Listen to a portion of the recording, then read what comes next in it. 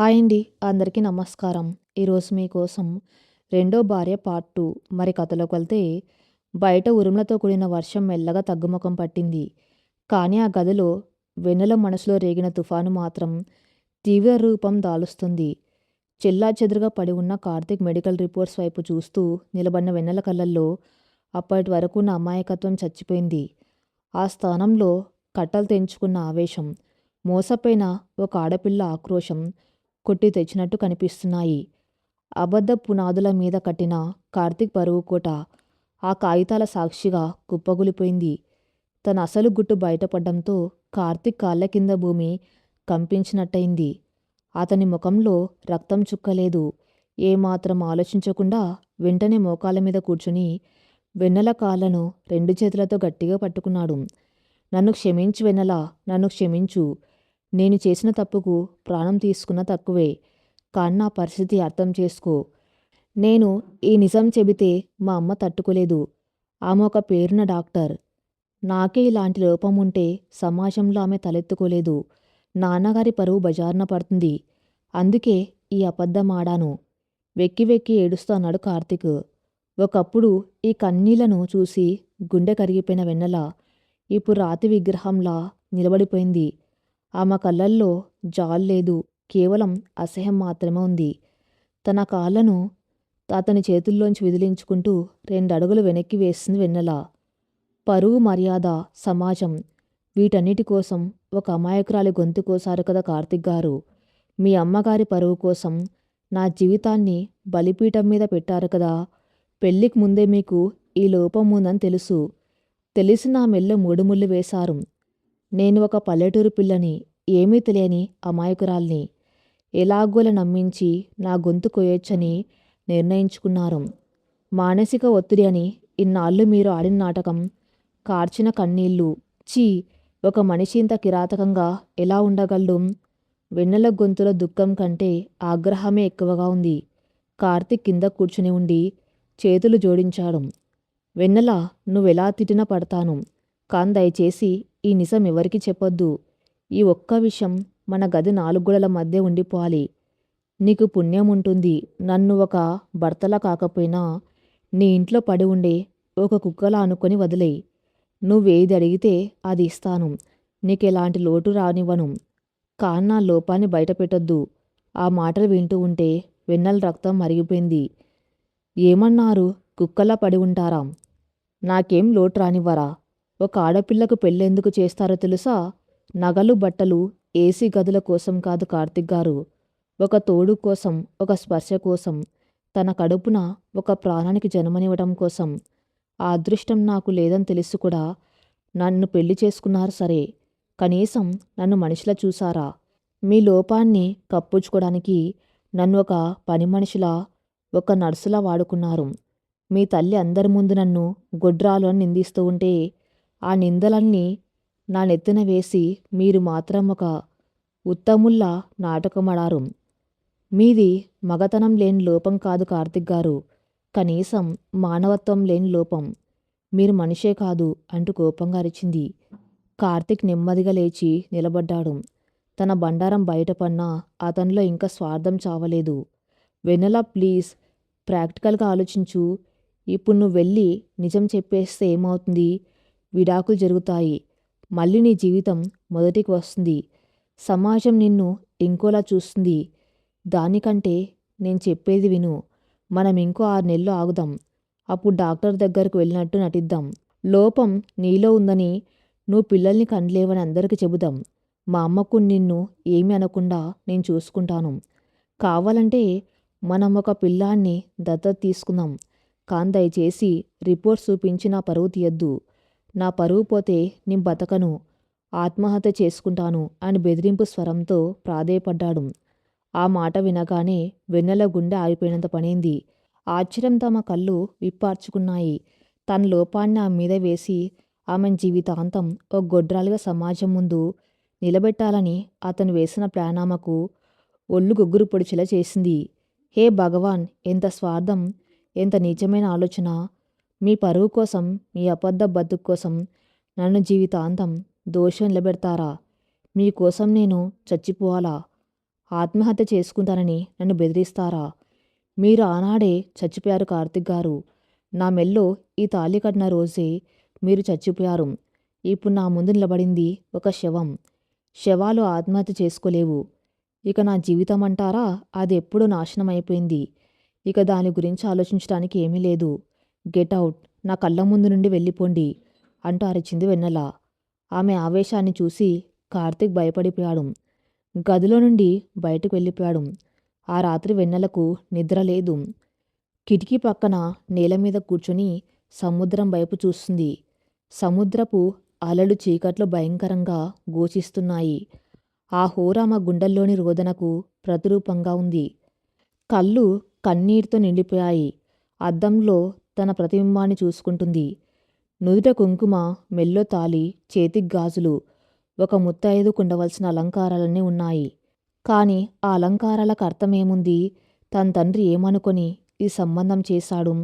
నా కూతురు మహారాణ్లా బతుకుతుంది. ఒక మంచి కుటుంబాన్ని, అల్లుని సంపాదించుకున్నాను అని ఆయన ఎంతగా మురిసిపోయాడు. ఇప్పుడు ఈ నిజం తెలిస్తే ఆయన గుండె ఆగిపోదా? పార్వతమ్మ తన కూతురి దుస్థితి చూసి ప్రాణం వదిలేయదా? ఈ నిజం అమ్మనాన్నలకు చెబితే వాళ్ళు తట్టుకోలేరు. అలాగని ఇంట్లో ఒక అబద్ధాన్ని మోస్తూ తను బతకలేదు. ఒక ఆడపిల్ల జీవితంలో ఇదెంతటి సంకట స్థితి. తనకెవరూ లేరు. ఎవరికి చెప్పుకోలేని ఒక భయంకరమైన వ్యాధితో బాధపడుతున్న రోగిలా ఈ నరకాన్ని ఒంటరిగా అనుభవించాల్సిందేనా? దేవుడా, నేనేం పాపం చేశాను? నాకెందుకీ శిక్ష? ఎందుకు నన్ను ఒక సజీవ దహనానికి బలి చేశావు అని మనసులోని 1000 సార్లు ప్రశ్నించుకుంది. ఆ రాత్రి ఆ కన్నీళ్ల వర్షంలో ఆమెలోని పల్లెటూరు అమాయకత్వం పూర్తిగా కొట్టుకుపోయింది. తెల్లవారేసరికి వెన్నెల ఒక కొత్త మనిషిలా తయారైంది. ఒక యోధురాల్లా తన అస్తిత్వాన్ని కాపాడుకోవాలని ఒక దృఢ నిశ్చయంతో మంచం మీద నుండి లేచింది. ఉదయం 7 గంటలు. ఇల్లంతా ప్రశాంతంగా ఉంది. కార్తీక్ ఎప్పట్లాగే ఏమీ జరగనట్టు హాల్లో కూర్చొని పేపర్ చదువుతున్నాడు. కానీ అతని కళ్ళల్లో ఒక అదృశ్యమైన భయం స్పష్టంగా కనిపిస్తుంది. వెన్నెల గదిలో నుండి బయటకు వస్తూ ఉంటే అతను వణికిపోతూ పేపర్ వెనక ముఖం దాచుకున్నాడు. వెన్నెల ముఖంలో నిన్నటి వరకు ఉన్న చిరునవ్వు లేదు. కళ్ళల్లో ఆ వెలుగు లేదు. కేవలం ఒక నిర్లిప్తత. ఒక యంత్రంలా వంటగదిలోకి వెళ్ళింది. కాఫీ కలుపుతుంది. అక్కడికొచ్చిన అత్తగారు సునందగారు వెన్నెల ముఖం చూసి, ఏంటే ఆ మొహం అలా పెట్టావు? ఏడ్చినట్టు కళ్ళుబ్బిపోయాయి. మా వాడితో ఏమైనా దెబ్బలాడావా ఏంటి? వాడు బంగారం. వాణ్ణి ఏమైనా అన్నావో ఊరుకోను అంటూ దబాయింపుగా అడిగింది. నిన్నటి వరకు అలాంటి మాటలు వింటే వెన్నెల తలదించుకొని మౌనంగా ఏడ్చేది. లేదా లేదు అత్తయ్య అని సర్ది చెప్పేది. కానీ ఈరోజు వెన్నెల తలదించుకోలేదు. సూటిగా సునందగారి కళ్ళలోకి చూసింది. ఆ చూపుల్లో ఉన్న తీక్షణతకు సునందగారు ఒక్క క్షణం ఉలిక్కిపడ్డారు. కళ్ళుబ్బిపోయి, కరెక్టే అత్తయ్య, కానీ ఎవరికోసం ఏడ్చాను? ఎవర్రా తలుచుకుని ఏడ్చాను? కాలమే చెబుతుంది. మీ అబ్బాయి బంగారమని మీరు అనుకుంటున్నారు. కానీ ఆ బంగారం లోపల ఎంత ఇత్తడి ఉందో కరిగించి చూస్తే గాని తెలియదు అని ఒక నిగూఢమైన అర్థంతో బదులిచ్చి కాఫీ కప్పు తీసుకొని అక్కడి నుంచి వెళ్ళిపోయింది. ఆమె మాటలకు సునందగారికి ఏమీ అర్థం కాలేదు. పొగరు పెరుగుతుంది ఈ పల్లెటూరి పిల్లకు. పిల్లలను కనే దారి లేదు కానీ నోరు మాత్రం బాగా లేస్తుంది అని తనలో తను గొనుక్కుంది. ఆ మాటలు వెన్నెల చెవిన పడినా ఆమె వెనక్కి తిరిగి చూడలేదు. ఎందుకంటే ఆ నిందలు తనవి కాదని, తన భర్త చేతగానితనమని ఆమెకు స్పష్టంగా తెలుసు.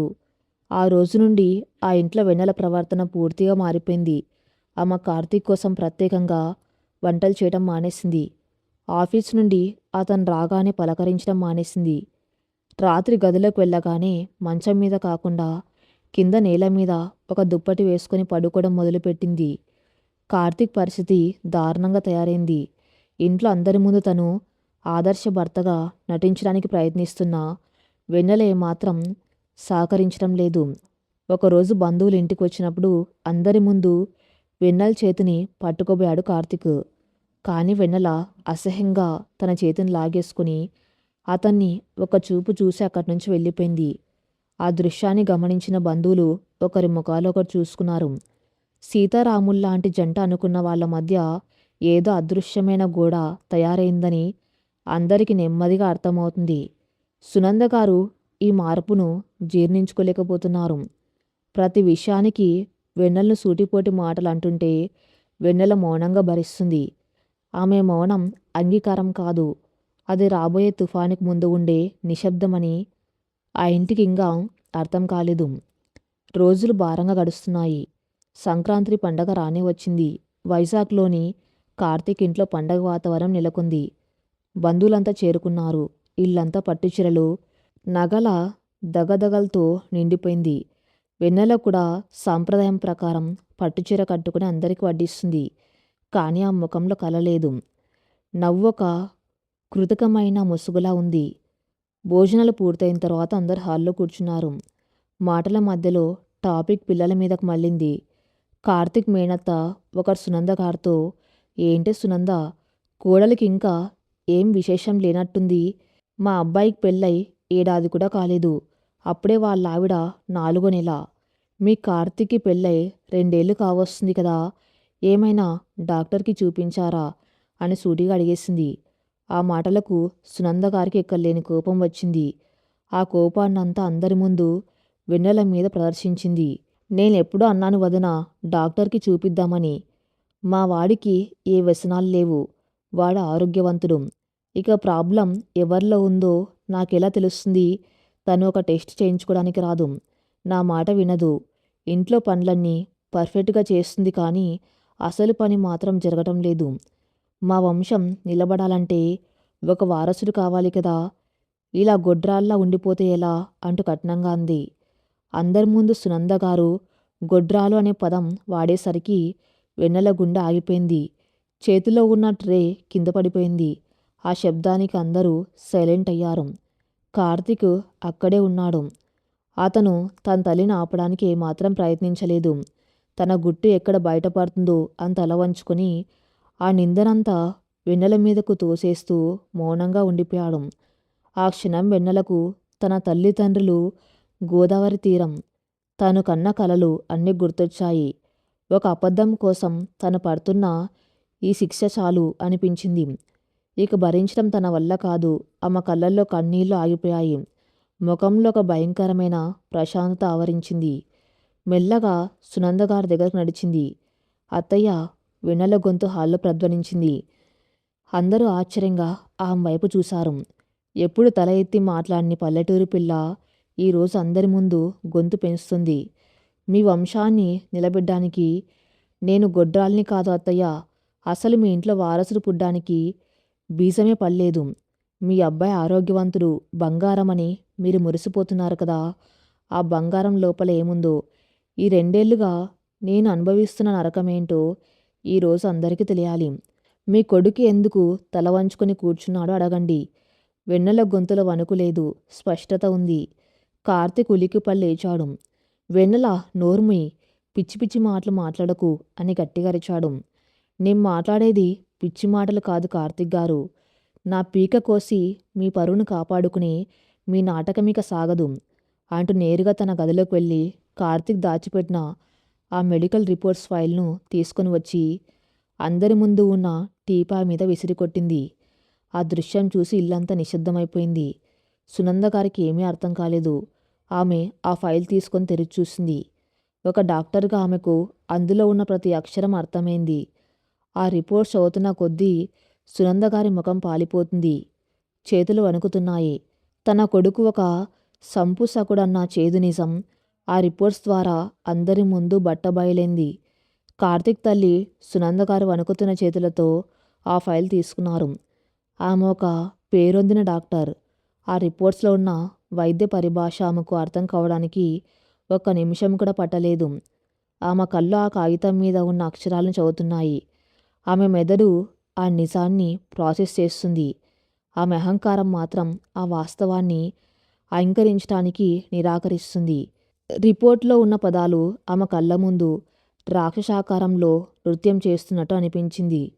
ఆ క్షణంలో ఆమెకు తన కొడుకు భవిష్యత్తు మీద కన్నా సమాజంలో తనకున్న పరువు, డాక్టర్గా తనకున్న హోదా బజార్న పడుతున్నాయన్న భయమే ఎక్కువగా వేధించింది. ఇది అబద్ధం గట్టిగా అరిచారు సునంద గారు. ఆ కాగితాల్ని విసిరిగొడుతూ వెన్నెల వైపు కోపంగా చూశారు. ఏంటే ఈ నాటకం? ఎవరు రాసిచ్చిన ఫేక్ రిపోర్ట్స్ తీసుకువచ్చి నా కొడుకు మీద బురద జల్లుతావా? మా అబ్బాయి బంగారం, వాడికి ఎలాంటి లోపం లేదు.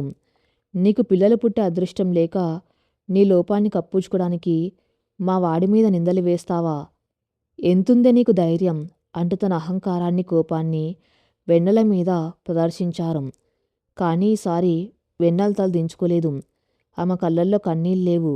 ఒక భయంకరమైన స్థిరత్వం ఉంది.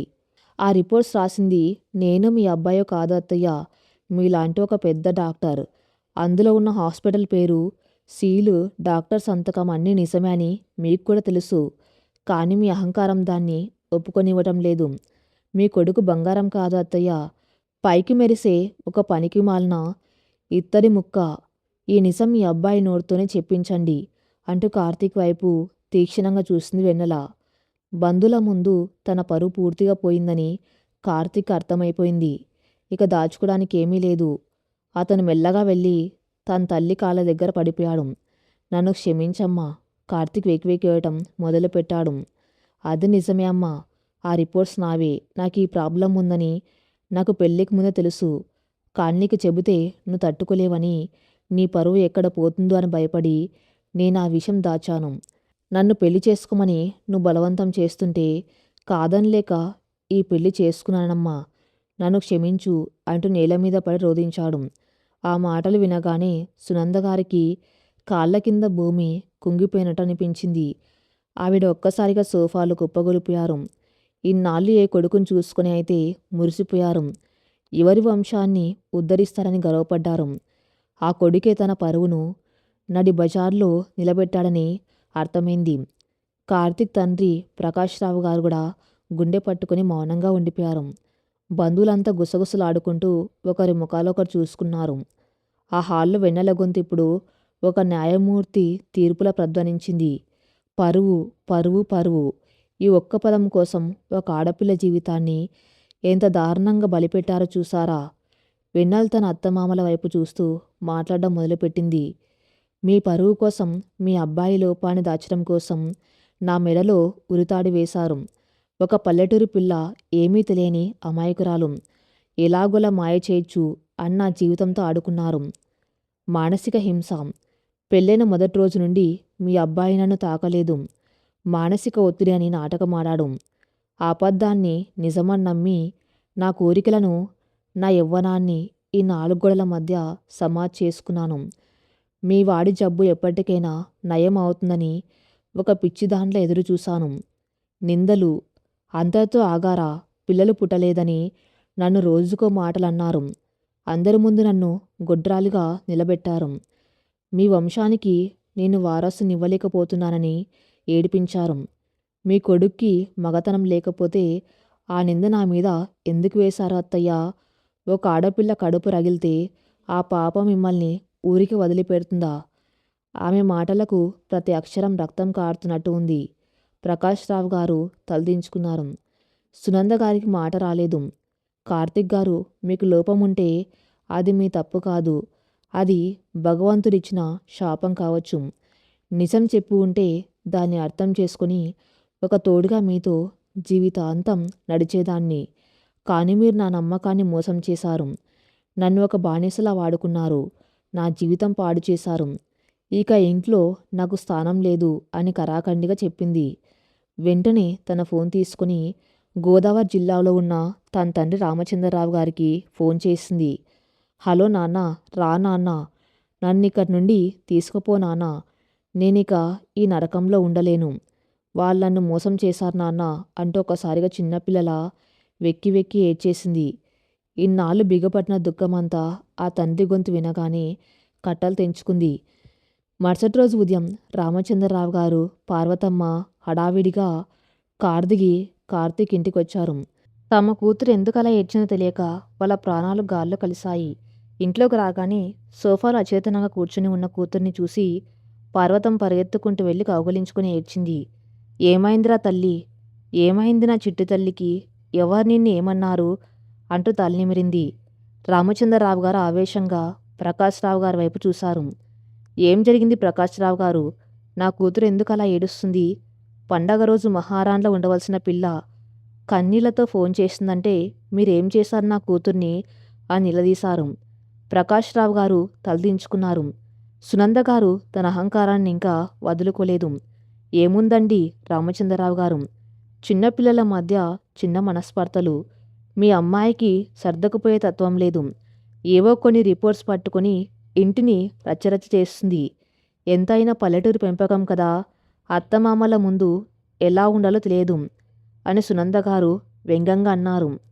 వెన్నెల మెల్లగా లేచి టీపాయ్ మీద ఉన్న కార్తిక్ మెడికల్ రిపోర్ట్స్ తీసుకుని తన తండ్రి చేతిలో పెట్టింది. నువ్వే చదువు నాన్న, ఈ పెద్ద మనుషులు పరువు పేరుతో నా జీవితాన్ని ఎలా నాశనం చేశారో నీకే అర్థమవుతుంది. రామచంద్రరావు గారు ఆ రిపోర్ట్స్ చదివారు. ఆయన చేతులు వణకడం మొదలుపెట్టాయి. ఒక తండ్రిగా తన కూతురి జీవితం ఇలా ఒక అసమర్థుడి చేతిలో నాశనమైందని తెలిసి ఆయన గుండె ముక్కలైంది. కానీ ఆ బాధ వెంటనే ఒక భయంకరమైన కోపంగా మారింది. ఆయన కళ్ళల్లో రక్తం చిమ్మింది. ఆయన నేరుగా వెళ్ళి కార్తీక్ చొక్కా కలర్ పట్టుకున్నారు. ఒరేయ్, చదువుకున్నవాడివి, పెద్ద ఉద్యోగం చేస్తున్నవాడివి అనుకున్నాన్రా. కాన్ను ఒక మనిషివి కాదు, మృగానివిరా. నీకు పెళ్లి చేసుకునే అర్హత లేదని తెలుసు కూడా నా కూతురి మెల్లో తాళి ఎలా కట్టావురా? నా కూతురి జీవితంతో ఆడుకోవడానికి నీకెంత ధైర్యం రా అంటూ లాగి చెంప మీద కొట్టారు. కార్తీక్ కింద పడిపోయాడు. సునంద గారు అరుచుకుంటూ వచ్చారు. ఏయ్, నా కొడుకు మీద చేయి వేస్తావా? నీకెంత ధైర్యం? వాడి పెద్ద సాఫ్ట్వేర్ మేనేజర్. మేనేజర్ అయితే వెళ్ళి ఆఫీస్లో మేనేజ్ చేసుకోమను. నా కూతురి జీవితాన్ని మేనేజ్ చేయడానికి వాడెవడు? నీకు పరువు ఉంటే నాకు పరువు ఉంది సునంద గారు. నన్ను నమ్ము వచ్చిన ఒక ఆడపిల్లను మహారాణిలా చూసుకోవాల్సిన బాధ నాది. మీ పరువు కోసం నా కూతురు గొంతు కోస్తారా? పిల్లలు పుట్టలేదని నా కూతుర్ని సాధిస్తారా? ఛీ, మీ అంతస్తులు చూసి నా కూతుర్ని మీ చేతుల్లో పెట్టినందుకు నన్నేం చెప్పుతో కొట్టుకోవాలి అని రామచంద్రరావు గారు సింహంలా గర్జించారు. ఆ హాల్లో ఇప్పుడు కేవలం కన్నీళ్లు, కోపం, ఆక్రోశం మాత్రమే ఉన్నాయి. కార్తీక్ వాళ్ళ కుటుంబం తన తప్పును కప్పుచ్చుకోవడానికి మీకెంత డబ్బు కావాలంటే అంత ఇస్తాం. ఈ విషయాలన్నీ ఇక్కడితో వదిలేయండి అని బేరాలాడటం మొదలుపెట్టారు.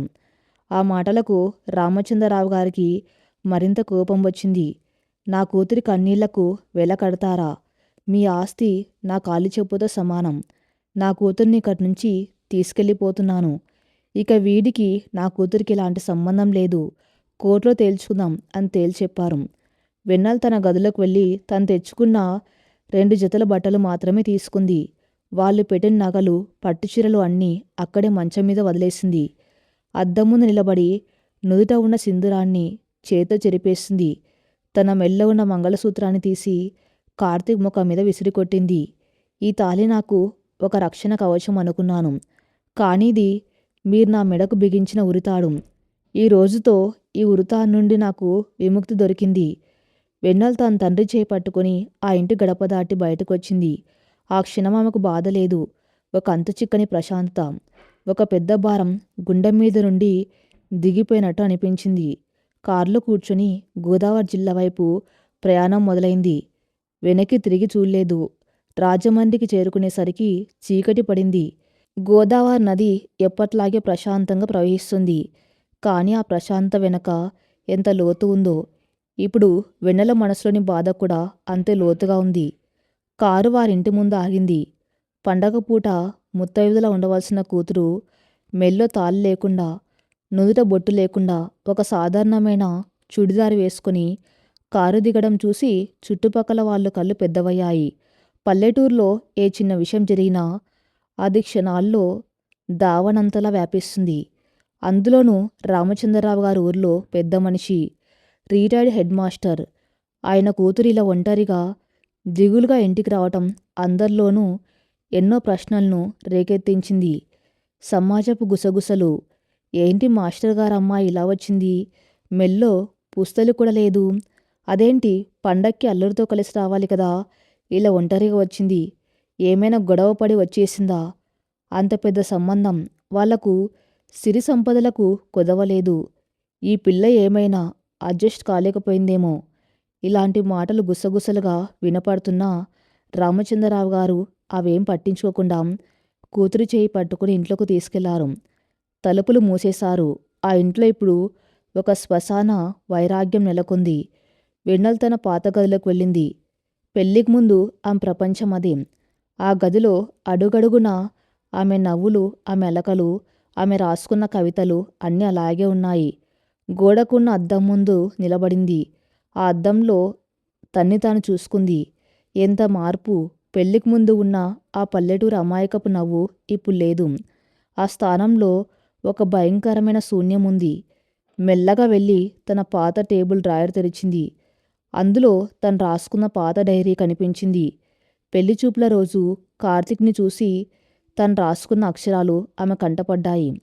కార్తీక్ నా రాజకుమారుడు. అతని మౌనం వెనక ఉన్న ప్రేమను నేను చదువుతాను. నా జీవితం ఒక అందమైన కవిత్వం కాబోతుంది. ఆ కావ్యాలు చదువుతూ ఉంటే వెన్నెలకు ఒక పక్క నవ్వు, మరో పక్క దుఃఖం తన్నుకొచ్చాయి.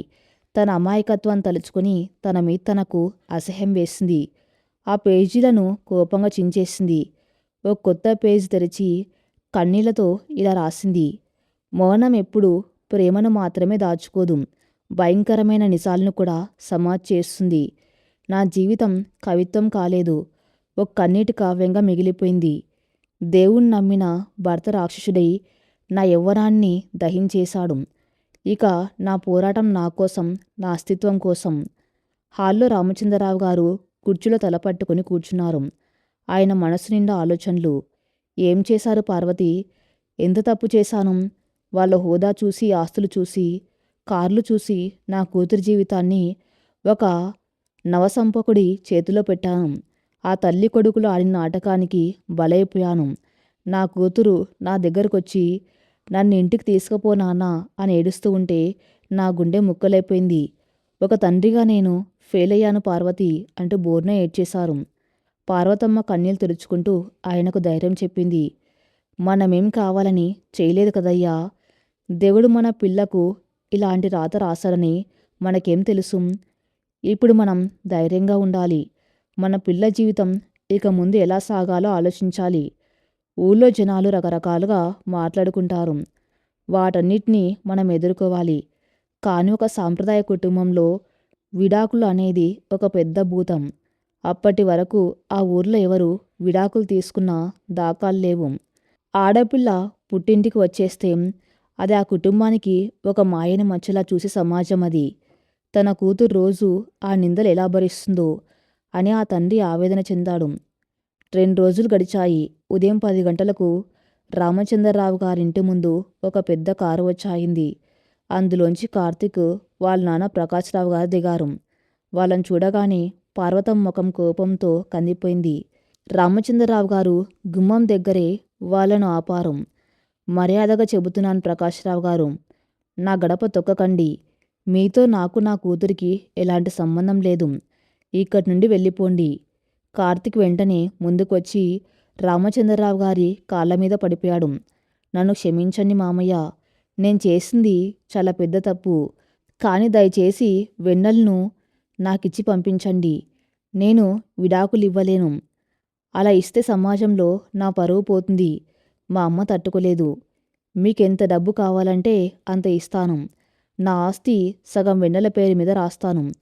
ఆమె ఇంటికి మహారాణిలా ఉంటుంది. కానీ విడాకులు మాత్రం వద్దు అని కన్నీళ్లు పెట్టుకున్నాడు. ఆ మాటలు వినగానే రామచంద్రరావు గారి రక్తం ఉడికిపోయింది. తన కాలికి ఉన్న చెప్పు తీసి కార్తీక్ ముఖం మీద కొట్టబోయారు. ఆగు నాన్న. లోపల నుండి వెన్నెల గొంతు వినిపించింది. వెన్నెల మెల్లగా నడిచి గుమ్మం దగ్గరకు వచ్చింది.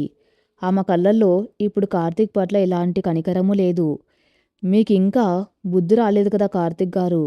నా జీవితాన్ని ఆశతో కొందామనుకుంటున్నారా? మీ పరువు కోసం నన్ను జీవితాంతం ఒక ఖైదీలా బతకమంటున్నారా? మగతనం లేకపోవటం వ్యాధి కాదు, అదొక లోపం. దానికి వైద్యం ఉంటుంది. కానీ మీకున్నది మానసిక రోగం. స్వార్థం, అహంకారం, పిరికితనం. వీటికి ఏ డాక్టరు మందు ఇవ్వలేడు. మీ మొహం మళ్ళీ నాకు చూపించకండి. విడాకుల నోటీస్ మీకు కోర్టు ద్వారా వస్తుంది అని కరాఖండిగా చెప్పి తలుపులు వాళ్ళ ముఖం మీదే వేసేసింది. అవమానంతో రగిలిపోయిన కార్తీక్, నువ్వు విడాకులు కోరితే నేను ఊరుకుంటానా? నా పరువు తీయాలని చూస్తే నేను కోర్టులో నిన్ను ఏ స్థాయికి లాగుతానో చూడు. నీకే అక్రమ సంబంధం ఉందని, నువ్వే వేరే వాడితో వెళ్ళిపోవడానికి ఇదంతా చేస్తున్నావని నిరూపిస్తాను అని గట్టిగా అరిచి అక్కడి నుంచి వెళ్ళిపోయాడు. కార్తీక్ బెదిరింపులతో రామచంద్రరావు గారు కంగారు పడ్డారు. వాళ్లకు డబ్బు, పలుకుబడి ఉన్నాయి. ఒక ఆడపిల్ల మీద నెపం నెట్టడం ఈ సమాజంలో చాలా సులభం. వెంటనే ఆయన ఊర్లో తెలిసిన ఒక పెద్ద లాయర్ దగ్గరికి వెళ్లారు. లాయర్కి విషయం మొత్తం వివరించాడు. మెడికల్ రిపోర్ట్స్ చూపించారు. లాయర్ నిట్టూరుస్తూ ఇలా అన్నాడు. కోర్టు తీర్పు మాస్టరు, హిందూ వివాహ చట్టం ప్రకారం ఇంపార్టెన్సీ కింద విడాకులు తీసుకోవచ్చు. ఆధారాలు మన దగ్గర ఉన్నాయి కాబట్టి కేసు మనకే అనుకూలం. సామాజిక కోణం. కానీ కోర్టులో వాదోపవాదాలు జరిగినప్పుడు ఇవన్నీ రికార్డులోకి ఎక్కుతాయి. వాళ్ళు తన పరువు కాపాడుకోవడానికి మీ అమ్మాయి క్యారెక్టర్ మీద కూడా నిందలు వేస్తారు. కోర్టు మెట్లెక్కితే రోజుకో వార్త పేపర్లో వస్తుంది. మీ అమ్మాయి జీవితం కోర్టుల చుట్టూ తిరుగుతూ నరకం అవుతుంది. పెద్దల రాజీ. దానికంటే మ్యూచువల్ డివోర్స్ తీసుకోవడం మంచిది. వాళ్లకు పరువు పోతుందన్న భయం ఉంది కాబట్టి మనం సైలెంట్గా విడాకులు అడిగితే ఇచ్చేస్తారు. కానీ కార్తీక్ కుటుంబం మ్యూచువల్ డివోర్స్కి ఒప్పుకునే పరిస్థితుల్లో లేదు. వాళ్లకు పరువు పోవటం కంటే వెన్నెల జీవితాన్ని నాశనం చేయాలన్న కక్ష ఎక్కువైంది. రోజులు గడుస్తున్నాయి. పల్లెటూరి వాతావరణం వెన్నెలకి ఇప్పుడు ఒక జైల్లో మారిపోయింది. ఎక్కడికి వెళ్ళినా, ఎవరు పలకరించినా వారి కళ్ళల్లో ఒక వింతైన చూపు. ఒకరోజు వెన్నెల గుడికి వెళ్ళింది. అక్కడ కొందరు ఆడవాళ్ళు గుసగుసలాడుకోవటం ఆమె చెవిన పడింది. పాపం, చూడ్డానికి ఎంత బాగుంటుందో, కానీ ఏం లాభం? పెళ్ళైన 6 నెలలకే భర్తను వదిలేసి వచ్చింది. ఎక్కడ తప్పు జరిగిందో ఏమో. వాళ్ళది పెద్ద కుటుంబం, వీళ్ళది సామాన్య కుటుంబం. ఈ పిల్ల ఏమైనా ఆశపడి వెళ్ళి సర్దుకోలేకపోయిందేమో. అయినా అత్తగారింట్లో చిన్న చిన్న గొడవలు కామనే కదా, కాస్త ఓపిక పట్టి వస్తే బాగుండేది అని ఒక ఆవిడ అంటూ ఉంటే, అదే కాదు వదినా, విన్నాను ఈ పిల్లకు పిల్లలు పుట్టారని, అందుకే వాళ్ళు గెంటేశారట అని ఇంకొక ఆవిడ అంటుంది. ఈ మాటలు వెన్నెల గుండెను ఈటల్లో పొడిచాయి. తప్పు చేయని తాను దోషి నిలబడ్డం, తప్పు చేసిన వాడు పరువుగా బతకడం సమాజపు ద్వంద్వ ప్రమాణాలకు అద్దం పడుతుంది. గుడి నుండి కన్నీళ్లతో పరిగెత్తుకుంటూ ఇంటికి వచ్చింది. ఏమైందమ్మా అని అడిగిన తల్లితో, అమ్మా, ఈ సమాజం ఎందుకిలా ఉంటుంది? తప్పు నాది కాదు వాడిది అని నేను ఊరందరికీ చాటి చెప్పాలా? ఒక మగాడికి మగతనం లేదని ఒక ఆడది 10 మందిలో ఎలా చెప్పగలదమ్మా? అందుకేనా ఈ సమాజం నన్ను ఇన్ని నిందలు వేస్తుంది అని వెక్కి వెక్కి ఏడ్చింది. కూతురు ఆవేదన చూసి రామచంద్రరావు గారు ఓ కఠినమైన నిర్ణయం తీసుకున్నారు. ఈ ఊర్లో ఉంటే నా కూతురు రోజు చచ్చిపోతుంది. నేను బతికున్నంతకాలం నా కూతుర్ని ఎవరికి సమాధానం చెప్పనివ్వను. ఈ నిందల నుండి ఆమెను కాపాడాలంటే నేను ఏదైనా చేయాలి అని తన మనసులో నిశ్చయించుకున్నాడు. కార్తీక్ బెదిరించినట్టుగానే వ్యవహారం కోర్టు మెట్లెక్కింది. వెన్నెల విడాకుల కోసం దరఖాస్తు చేయగా కార్తీక్ తన పరువు కాపాడడానికి అత్యంత నీచమైన ఎత్తుగడ వేశాడు. తన శారీరక లోపాన్ని కోర్టు ముందు అంగీకరిస్తే సమాజంలో తలెత్తుకోనేనని అతను వెన్నెల క్యారెక్టర్ మీదే బురద జల్లడం మొదలుపెట్టాడు. రాజమండ్రి ఫ్యామిలీ కోర్టు బయట వేప చెట్టు కింద ఉన్న సిమెంట్ బెంచి మీద తలదించుకొని కూర్చుంది వెన్నెల. పక్కన రామచంద్రరావు గారు చేతులు కట్టుకుని ఆకాశం వైపు చూస్తూ నిట్టూరుస్తున్నారు. అప్పుడే కార్తీక్ వాళ్ళ నాన్న ప్రకాశ్రావు గారు వాళ్ళ లాయర్తో కలిసి అక్కడికి వచ్చారు. కార్తీక్ ముఖంలో ఒక అహంకారం, డబ్బుందన్న పొగరు స్పష్టంగా కనిపిస్తున్నాయి. కోర్టు హాల్లో విచారణ మొదలైంది. కార్తీక్ లాయర్ లేచి నిలబడి వాదన మొదలుపెట్టాడు. యువర్ ఆనర్, నా క్లయింట్ కార్తీక్ గారు ఎంతో ప్రయోజకుడు, ఆరోగ్యవంతుడు. కానీ ఈ అమ్మాయి పెళ్ళైన మొదటి రోజు నుండే తన భర్తను దూరం పెడుతుంది. ఆమెకు పెళ్లి ముందే వేరే వ్యక్తితో ప్రేమ వ్యవహారం ఉంది. ఆ వ్యక్తితో వెళ్ళిపోవడానికే నా క్లయింట్కు మగతనం లేదని అబద్ధపు మెడికల్ రిపోర్ట్ సృష్టించింది. ఇది నా క్లయింట్ పరువు తీయడానికి చేసిన కుట్ర. ఆ మాటలు వినగానే వెన్నెల గుండె పగిలిపోయినంత పనింది. విట్నెస్ బాక్స్లో నిలబడి ఉన్న ఆమెకు తల తిరిగినట్లు అనిపించింది. ఒక ఆడపిల్లకు క్యారెక్టర్ మీద నిందపడితే ఆ బాధ మరణం కంటే భయంకరంగా ఉంటుంది. కోర్టు గదిలో ఉన్న ఫ్యాన్ తిరుగుతున్న శబ్దం ఆమెకు ఒక ఉరితాడుగా బిగుసుకున్న శబ్దంగా వినిపించింది. తప్పు చేయని తాను దోషిగా, అసలు దోషి అయిన కార్తీక్ ఒక బాధితుడిగా నిలబడ్డం చూసి ఆమెకు న్యాయం మీద కూడా నమ్మకం పోయింది. వెన్నెల లాయర్ వెంటనే అభ్యంతరం వ్యక్తం చేశాడు. అబ్జెక్షన్ యువర్ ఆనర్, ఇది శుద్ధ అబద్ధం. అమ్మాయి క్యారెక్టర్ మీద మచ్చ వేసి కేసు తప్పుదోవ పట్టించాలని చూస్తున్నారు. కార్తిక్ గారికి పెళ్లికి ముందే ట్రీట్మెంట్ తీసుకున్న ఆధారాలు, ఒరిజినల్ మెడికల్ రిపోర్ట్స్ నా దగ్గర ఉన్నాయి. కావాలంటే కోర్టు వారు ఒక మెడికల్ బోర్డును నియమించి కార్తిక్ గారికి మళ్ళీ పరీక్షలు చేయించవచ్చు. మెడికల్ బోర్డు పేరు వినగానే కార్తిక్ ముఖం పాలిపోయింది. తన బండారం కోర్టు ద్వారా నిర్ధారణ అయితే అది పత్రికల్లో వస్తుందని, తన తల్లి పరువు బజార్న పడుతుందని అతనికి భయం పట్టుకుంది. న్యాయమూర్తి ఇరు వర్గాల వాదనలు విన్నారు.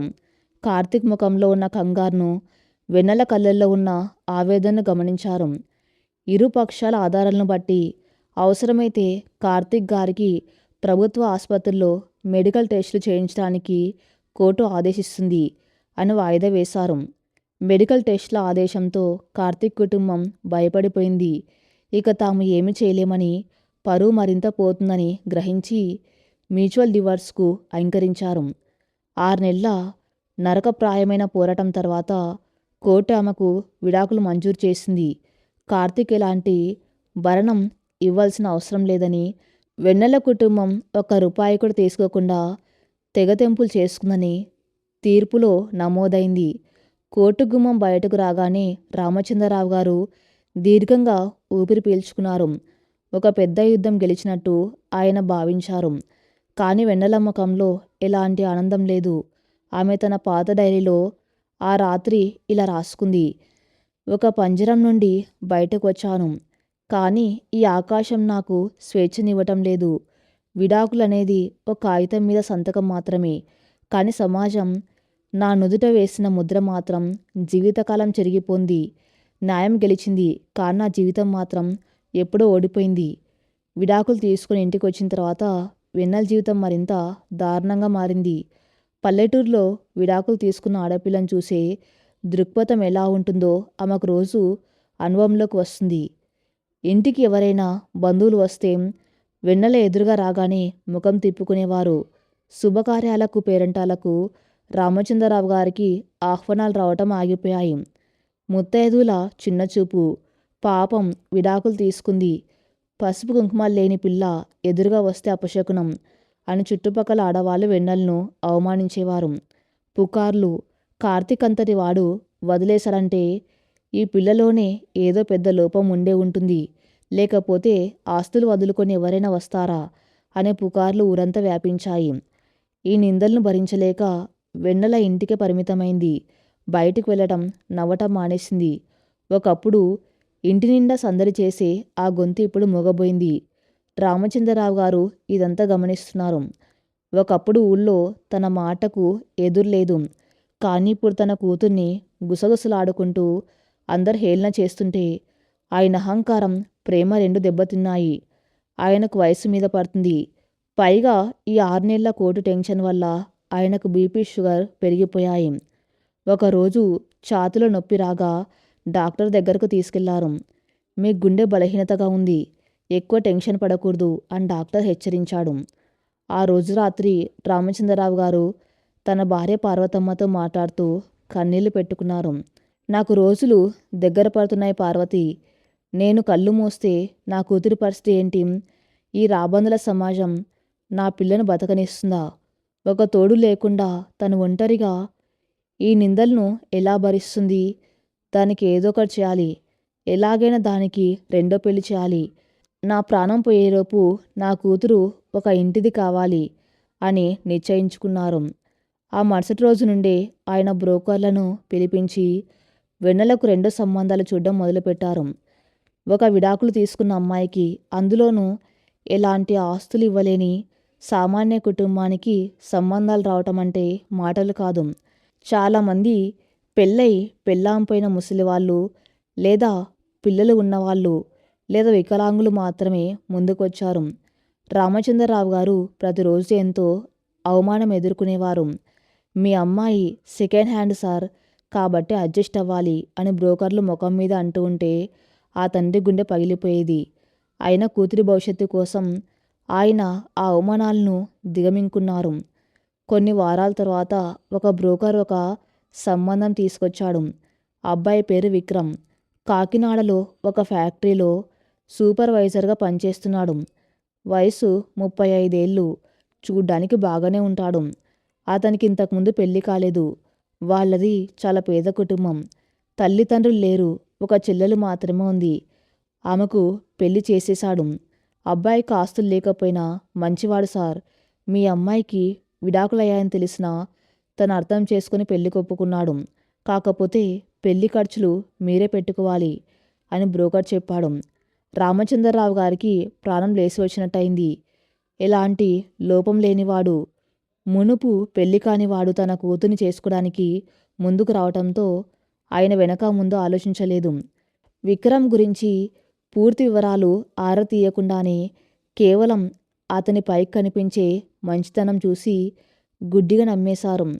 నా కూతురికి ఒక తోడు దొరికితే చాలు, ఆస్తులు అవసరం లేదు అనుకున్నారు. ఈ రెండో పెళ్లి ముచ్చట వెన్నెలకు తెలిసింది. ఆమె ఒక్కసారిగా షాక్కి గురైంది. అప్పుడే ఒక మృత్యుంజయరాల్లా ఆ నరకం నుండి బయటపడింది. ఆమె గాయాలు ఇంకా పచ్చిగానే ఉన్నాయి. అప్పుడే మరో పెళ్ళి అనగానే ఆమె గుండెల్లో రైళ్లు పరిగెత్తాయి. వెంటనే తండ్రి దగ్గరకు పరిగెత్తుకుంటూ వెళ్ళింది. నాన్న, వద్దు నాన్న, నాకు ఇంకో పెళ్ళి వద్దు. ఒక మగాడి చేతిలో నేను పడ్డ బాధ చాలు నాన్న. నేను ఏ ఉద్యోగమో చేసుకుంటూ మీతోనే ఉండిపోతాను. ఈ సమాజం ఎన్ని మాటలు అన్నా నేను భరిస్తాను. కానీ నన్ను మళ్ళీ ఇంకొకటి చేతిలో పెట్టకు నాన్న, ప్లీజ్ నాన్న అంటూ ఆయన కాళ్ళు పట్టుకుని వెక్కి వెక్కి ఏడ్చింది. రామచంద్రరావు గారు ఆమెను పైకి లేపారు. ఆయన కళ్ళల్లో అంతులేని దుఃఖం, భయం. తల్లి, నువ్వు ఉద్యోగం చేస్తావు, డబ్బు సంపాదిస్తావు. కానీ రాత్రి ఇంటికి రాగానే నీ బాధ పంచుకోవడానికి ఎవరుంటారు? నేను నీ తల్లి ఇంకెన్నాళ్ళు ఉంటాం. మేం పోయాక నువ్వు ఒంటరిదానివి అయిపోతావు. ఈ ప్రపంచం ఒక ఆడపిల్లను ఒంటరిగా బతకనివ్వ తల్లి. నీకంటూ ఒక భర్త, పిల్లలు ఉంటేనే ఈ సమాజంలో నీకు ఒక గుర్తింపు. విక్రమ్ చాలా మంచివాడు. నీ గతం తెలిసి కూడా ఒప్పుకున్నాడు. వాడికి ఆస్తులు లేకపోవచ్చు, కానీ నిన్ను కంటికి రెప్పలా చూసుకుంటాడు. నా మాట వింతల్లి, నీకు దండం పెడతాను. నా పరువు, నా ప్రాణం నిలబెట్టు అంటూ ఏడుస్తూనే తన చేతులు జోడించారు. ఒక తండ్రి తన కూతురి ముందు చేతులు జోడించి వేడుకుంటూ ఉంటే ఏ ఆడపిల్ల కాదనగలదు? తండ్రి కన్నీళ్ల ముందు వెన్నెల ఆక్రోశం మూగబోయింది. ఆయన అనారోగ్యం గురించి తెలిసిన వెన్నెల తాను కాదంటే ఆయన గుండె ఆగిపోతుందేమో అన్న భయంతో శిలలా నిలబడిపోయింది. ఆమె పెదవులు వణుకుతూ, సరే నాన్న, మీ ఇష్టం. నా రాత ఎలా ఉంటే అలా జరుగుతుంది అని చెప్పి తన గదిలోకి వెళ్ళి తలుపు వేసుకుంది. మరి తర్వాత ఏం జరగబోతుందో నెక్స్ట్ పార్ట్లో చూద్దాం. నెక్స్ట్ పార్ట్ కోసం నా ఛానల్ని ఫాలో అవుతూ ఉండండి. Thank you for listening.